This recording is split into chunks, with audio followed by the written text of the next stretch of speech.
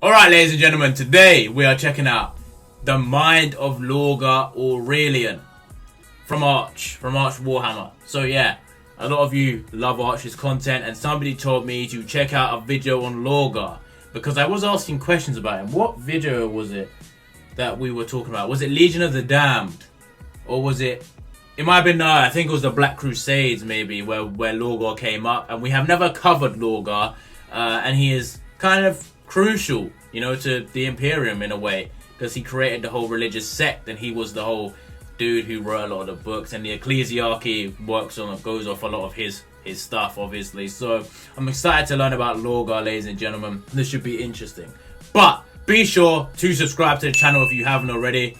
Be sure to subscribe. Go do it right now. Click the subscribe button, turn on the notifications so you never miss a video. Also, you can suggest me any videos you would like to see in the comments. Warhammer and not Warhammer. Just bear in mind, longer videos will take a longer time for me to watch them. But without further ado, man, we're going to get into this video on Lorgar. And yeah, let's do this. Greetings and salutations, friends, and welcome to... Oh, I also forgot to mention, this is actually a more modern or newer video from Arch. This actually was from September of this year. I mean, we usually check out more of his older videos, but yeah, man. I'm excited to see how far his content has come, you know. I'm sure it's even better than it usually is, right? And, you know, I just realized I didn't put it on the screen. So, you know, genius over here. We didn't miss anything, so, it's fine, it's fine. We only missed 13 seconds and it was his intro, so we don't need to watch that again. The mind of Lorgar Aurelian. This will not be a full Primarch video, like what I did with Conrad Curse, but it will be something akin to We watched the Conrad Curse video. Be sure to go and watch it if you haven't already. it, where we will be examining the actions, the justifications, and the reasonings behind Lorgar's choices, how he seems to view the world, and also how he attempts to portray his view of the world to others. For they are often not the same thing. Lorgar is a character that is forever attempting to justify his own actions, which he seems to understand as wrong, as evil perhaps even, but also a character who seems to have no inclination of ever choosing another path. For Lorgar is both utterly assured of the righteousness of his cause, and yet simultaneously terrified of what he convinces himself he must do in its name.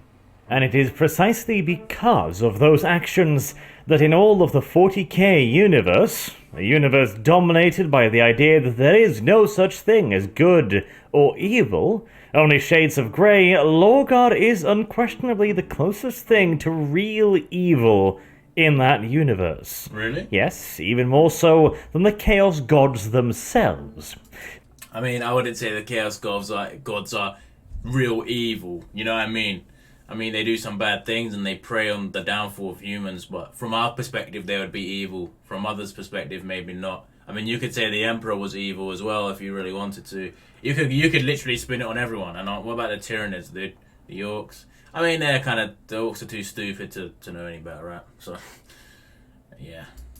Simple instinct drives their wickedness. They are no more evil for spreading and protecting their domain than men are evil for bulldozing an anthill to make way for a house.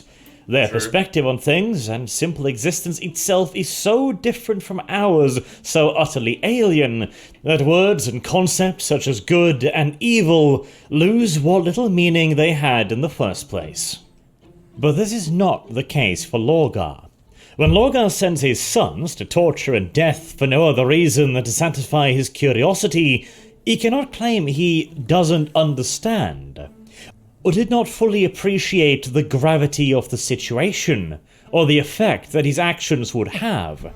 He was told very clearly and precisely what the effect of his actions would be.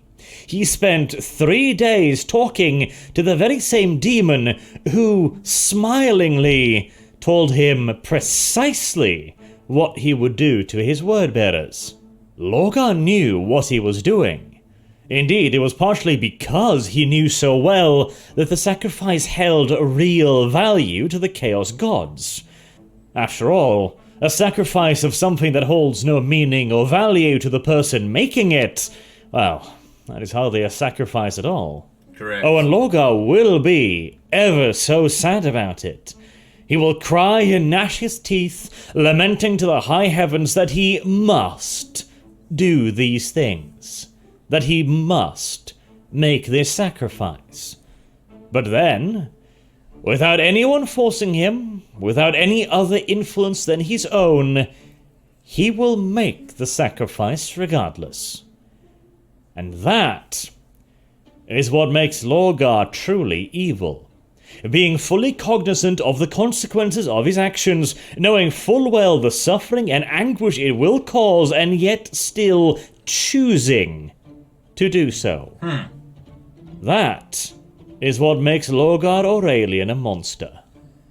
But to understand why the most human of all the Primarchs could fall to such an abysmal low, we need to have a closer look at Lorgar's ideas, his philosophy. And he's the most human of all the Primarchs. Huh, okay. And most importantly, his actions, which frequently contradict his ever so pretty words. So let's begin with some of those words. One of Lorgar's... You know what they say? Actions speak louder than words, ladies and gentlemen. Most famous quotes. If a man gathers 10,000 suns in his hands, if a man seeds 10,000 worlds with his sons and daughters, granting them custody of the galaxy itself, if a man guides 1,000,000 vessels through the infinite stars with a mere thought, then I pray you tell me, if you are able, how such a man is anything less than a god. This quote is probably the single most important point of reference we have when it comes to the way Lorgar views the world, and how he rationalizes his decisions and belief, or more importantly, his faith. Because in reality, Lorgar is not truly a religious man. Now that may sound preposterous, but think on it for a moment. What is it that Lorgar actually worships? Why is the Emperor a god in his eyes? Power. Nothing more, nothing less. The question Lorgar presents in his quote is essentially, if a man can do all these things, what is he, if not a god? In all due reality, this boils down to nothing more than might makes right. But Lorgar takes it one step further. Might makes divine. The Emperor has the might to send 1,000,000 vessels through the infinite stars. He has the might to claim 1,000 worlds and seed them with his sons and daughters. And because the Emperor has that might, the Emperor is divine. And Lorgar knows that there is no such thing as a god in the traditional sense. He even flat out says so himself, but he uses that idea as an excuse, something to hide behind. By stating that his horrible actions were mandated by God, he absolves himself of all responsibility, despite the fact that he himself knows and states that there is no such thing as God. But why then does he use these words? Hypocrisy! Nah, Lorgar seems like a very conflicted individual and yet a very deranged one too, so you know, definitely not a guy you want to be associated with. Faith, religion, God. To understand that, we need to take a look at another example, Monarchia, and its destruction at the hands of the 13th Legion. When Monarchia, his perfect city, was destroyed, Lorgar is confused and angry. He shouted that he does not understand why it was destroyed, and asks if Guilliman has gone mad to do so. And when a genuinely baffled Malkador explains that Monarchia was destroyed because the planet was not compliant, as they were openly flaunting imperial law by worshipping the Emperor, Lorgar not only does not understand why this was a reason to destroy the city, he even asks Malkador why he is arguing his case for him. So how does Lorgar come to this conclusion? The Imperium has openly and clearly banned any and all forms of organized worship, and the Emperor has categorically gone to great lengths to deny any claims that he is divine. Well, It is because in Lorgar's mind, what the populace of Monarchia was doing is not worship at all. It is loyalty. Indeed, it is the highest form of loyalty. And so, of course, the planet was compliant. There could be no doubt to that. It appears that Lorgar differentiates between worship of a god in the traditional sense from his version of worship. He has redefined the term in the context of worshipping a real living entity and its power. Thusly, Lorgar's worship is loyalty, and does not break with any of the Imperium's laws because it is not worship in a religious sense. This interpretation, however, does not seem to fly with Malkador, or Guilliman, or really anyone else outside of Lorgar's own legion. And the humiliation culminates in the Emperor himself coming down to the planet and personally rejecting Lorgar's worship like he had every other offer of worship so far. And so after his chastisement, Lorgar has lost his reason, his justification for his actions up until that point, his war on cultures, his conquests in the Imperium's name, and his indoctrination of millions, possibly billions, into what is now shown to be a false faith. He can no longer find a reason within his current belief, as the Emperor has rejected his faith, leaving Lorgar, and Lorgar alone, responsible for all of these actions that he now finds repulsive. Seeking to figure things out, he withdraws from the Wordbearers, seeking only the counsel of Erebus and his adoptive father Corferon. But unfortunately, the two see this as a cynical opportunity to realign Lorgar onto a new path. Their path. And Lorgar, desperate for something to cling to, is easily persuaded. The conclusion the three reach is that yes, they were indeed correct all along. The Emperor is divine, but merely being divine does not make one worthy of worship. Previously, Lorgar worshipped the Emperor because he was divine, and from the divine comes faith. And in Lorgar's view, faith and faith alone can save humanity as a unifying force. But now that his god has rejected him, Lorgar rearranges cause and consequence. No longer does faith flow from the divine, instead now the divine stems from worship and faith. And so a true god must first and foremost be willing to be worshipped, because faith, in and of itself, is now more important than the god. But even with this redefined point of view, a church without a god is no church at all, and a priest without a gospel is no priest. Lorgar still needed a deity, both to inspire worship. Is this where he just defects to chaos, dude? I know I'm not talking a lot, but I'm trying to break this shit down, dude. This is difficult. And also to have an entity to place above himself, a higher purpose to absolve him of sin. Lorgar himself denies this, of course. He tells Magnus that he is certainly not looking for a god just to place him above himself. But his actions say otherwise. He was entirely fine with waging his wars and indoctrinating billions as long as it was for the Emperor, and only when he could no longer use the Emperor as a reason to do so did he become distressed. Only then did he begin to doubt the validity of his actions. And we see this in how he seeks solace from his adopted father, Corferon, who says to Lorgar that "You are not like your brothers. You could never commit cruelty with a smile like they can." But frankly, this sentence is so wildly inaccurate, it is little more than a joke. Yeah, very, very inaccurate. I mean, if you're comparing him to Conrad Kurz, then maybe you have a point. But yeah, Lorgar seems to be the worst of the lot. One I use repeatedly in the Horus Heresy lore breakdown video of the First Heretic, precisely because Lorgar keeps doing horrible shit and seemingly not feeling particularly bad about it.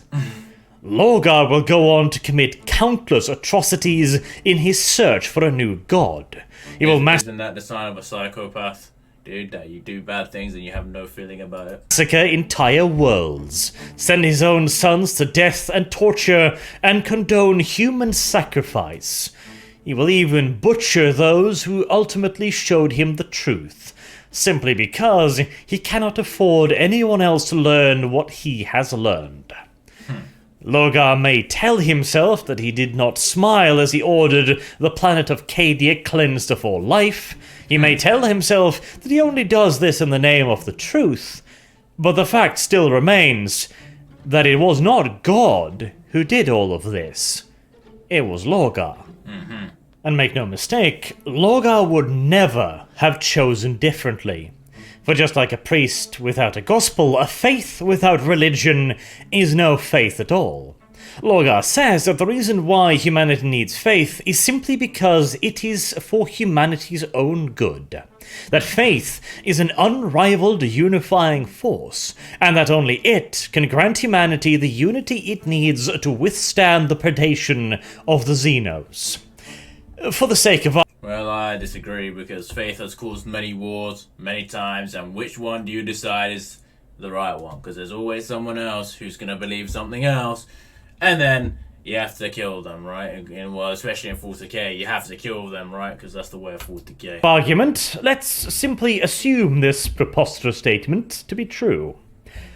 What part of this requires a religious aspect to the faith?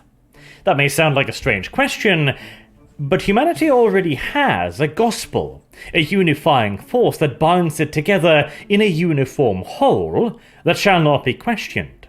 It is the imperial truth. Faith does not have to be religious.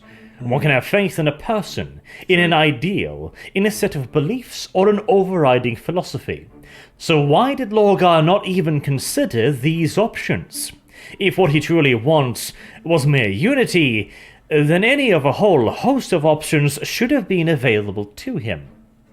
And yet, these things were never options to Lorgar. Lorgar needs something above himself. In the case of faith in an ideal, the person is placed above the ideal, for the person is the one who develops and maintains the ideal. He is the one that chooses to follow it, and the idea of that ideal will inevitably change as time passes. What was once considered completely unacceptable may be utterly normal one day, and vice versa. In the case of faith in the divine, however, the person is by definition placed below the divine. The divine is distinct and separate from humanity, and therefore the person. Even the most exalted of individuals could never hope to compare to the gods, after all. And unlike ideas of philosophy, the gods are rigid and fixed in their value. It is whatever the god says it is, and they will always be gods. Therefore, they will always be absolute, and they will always be above the person. And this is vitally important to Lorgar. For what he wants more than anything else is something to blame for his actions. Something to allow him to continue to claim that he is still innocent. That he could never commit cruelties with a smile on his face, no matter how much blood he is drowning in. Everything else is nothing more than yet another excuse. Yet more justification. He claims to have hated the Emperor for forcing him to be just a soldier, when he wished to be a poet and a visionary, someone who strives for a better tomorrow, and yet now he marches alongside the Chaos Gods. Hardly great patrons of the poetic arts, and they also have no use whatsoever for a better tomorrow for humanity. Indeed, they seem to offer humanity very little at all. So how does Lorgar justify this? How does Lorgar... Well, they'd never fully exterminate humanity because they need them, so that's the very little they offer. They'll never actually kill all of you. Justify choosing the Chaos Gods over humanity, without admitting that he is only doing so for something else to blame. Well, we have already debunked any notion that he is doing this purely to unify humanity under a common banner, which leaves the Chaos God's own claim, namely that without the unity provided by faith in them, humanity will perish under I have a question. What happened to Lorgar? Did someone kill him? Did he go into the warp? Which sounds like that's exactly what he done. But, I need to know. alien clause. But this does not seem to be a reasonable conclusion. In Lorgar's time, when he is told this, the Imperium seems unstoppable, crushing every major threat before it and conquering vast swathes of the galaxy.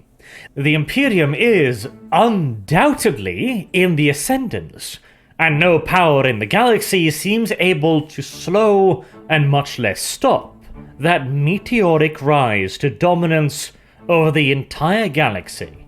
And this only ever becomes more true as time passes. The Imperium continues to destroy any and all resistance, and with the final breaking of the Orc menace on Ulanor, the Imperium's hegemony of the galaxy appears to be utterly unquestionable. And so it seems ludicrous for Lorgar to take this in good faith. There seems to be no reason why he would ever believe a demonic creature, a Xenos life form in his own right, that humanity will be crushed beneath the weight of invaders if it does not break itself apart in a civil war. The only way this could possibly make any sense is if Lorgar is essentially using author knowledge and assuming that something like the Tyranid menace will eventually appear, a menace that itself only arrived in the galaxy through the actions of the Horus heresy. And this really is the key point. No reasonable mind in the 30k universe at that point in time would ever believe such a seemingly ludicrous statement that the Imperium would be torn apart by the Xenos. It would be like suggesting that, ooh, better worship Satan, or the US is gonna get invaded by Zimbabwe. In other words, Lorgar did not So what I'm hearing is Lorgar's just delusional. Yep. reason himself into believing this. He believed it because he needed to believe it. And we know he needed it. Desperately. There was nothing else Lorgar had ever wanted more than to believe. The Chaos Gods did not pull their punches. They did not try to obfuscate or lie as they did with Horus. They simply showed him the blood-soaked, horrifying future they had chosen to pursue. Emphasis on the future they had chosen, for it is ever fickle, as the end of Argel Tal demonstrated. And after seeing the ruination he would cause, after seeing the tides of blood he would spill, and the fate that would befall Magnus's legion, his most beloved brother, he still chooses faith and chaos. Not for humanity, not for any greater goal or lofty ideals, but simply because he wanted to do so. We've already talked about the ludicrous justification that humanity would fall without the aid of the Chaos Gods. Let's talk about the second one as well. Lorgar's supposed reasoning for choosing chaos, no matter how horrible it may be. Even he himself says that he did not wish for the truth to be this. He would have wanted the truth to be anything but this, but it is nevertheless the truth, and so he must pursue it. But does even that justification hold up under scrutiny? Let us even ignore for a moment that the truth is a very malleable concept.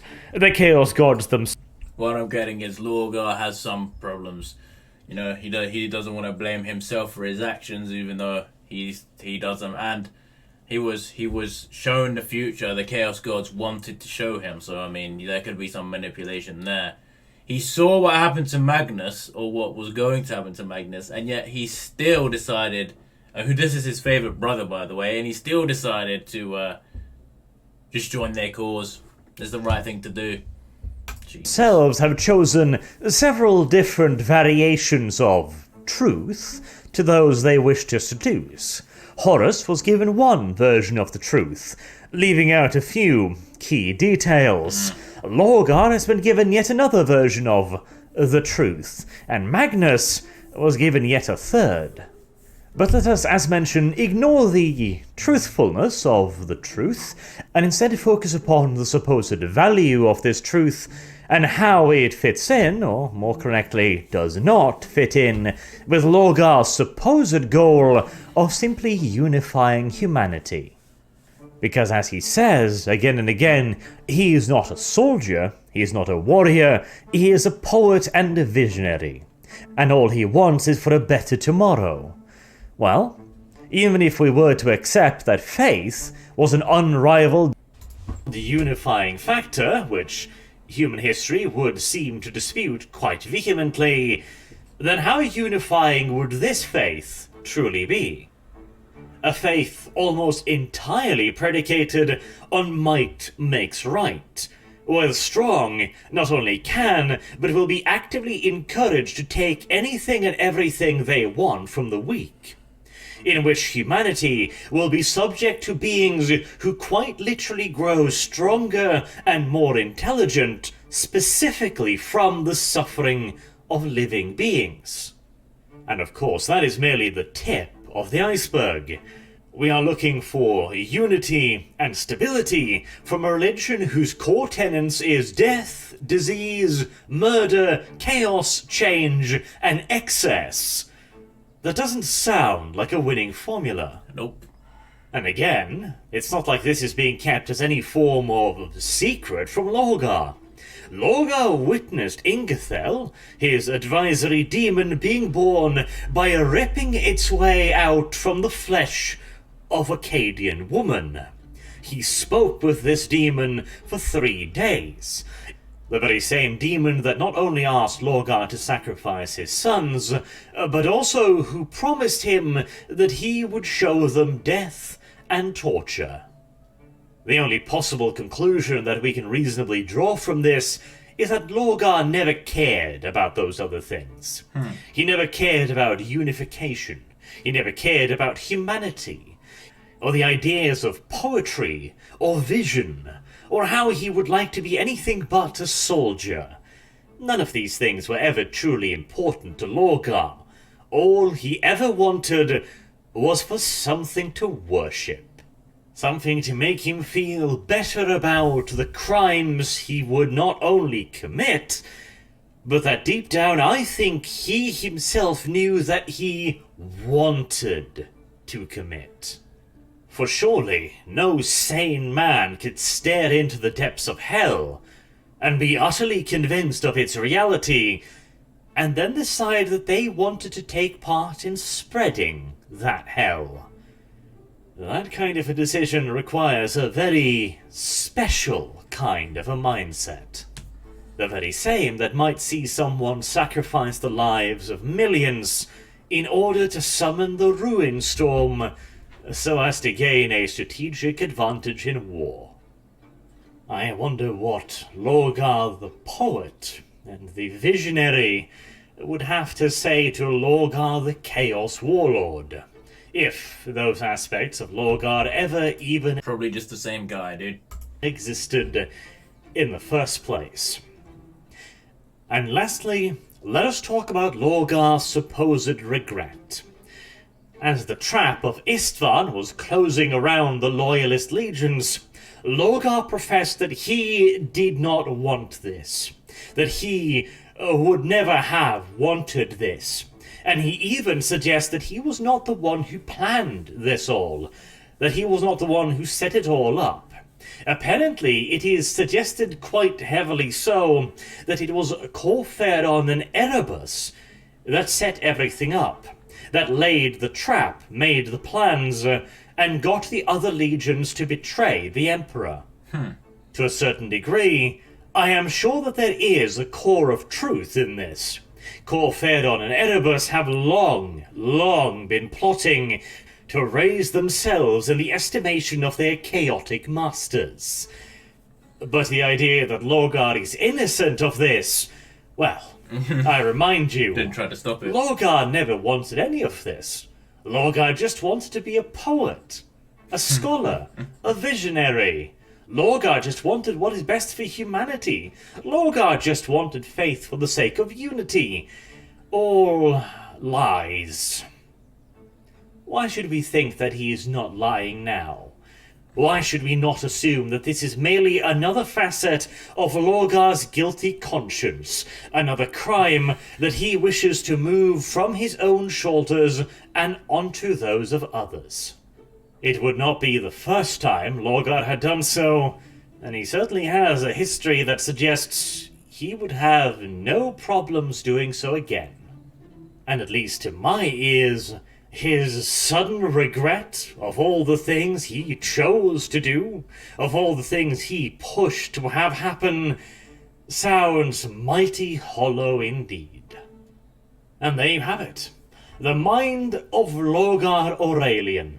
A place filled with contradictions, obfuscation, lies, and flat-out self-deceit.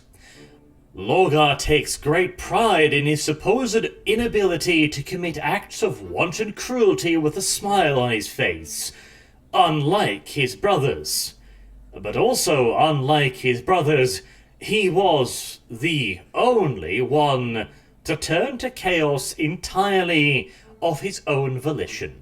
He was the only one who chose this destiny for humanity.